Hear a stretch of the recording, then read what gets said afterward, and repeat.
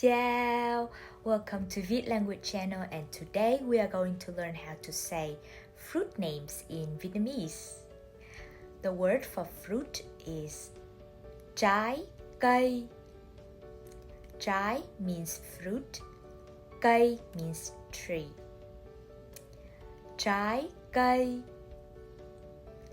Apple is táo, táo. Banana is chuối, chuối. Orange is cam, cam. Lemon is chanh, chanh.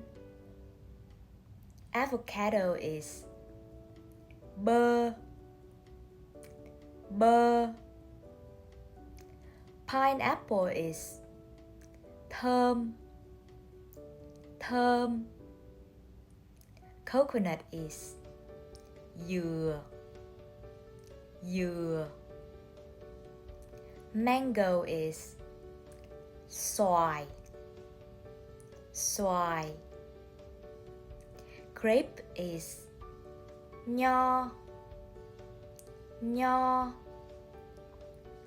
Strawberry is dâu, dâu.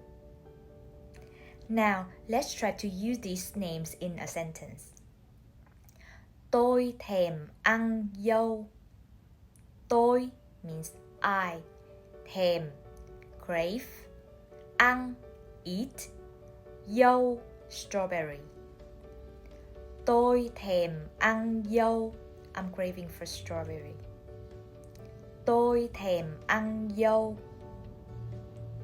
Another example is bạn nên ăn nho. Bạn, you. Nên, should. Ăn, eat. Nho, grape. Bạn nên ăn nho. You should eat grape. Bạn nên ăn nho. Okay guys, that's it for today. If you learned something from this video, then please like and subscribe to Viet Language channel for more Vietnamese lessons. Cảm ơn!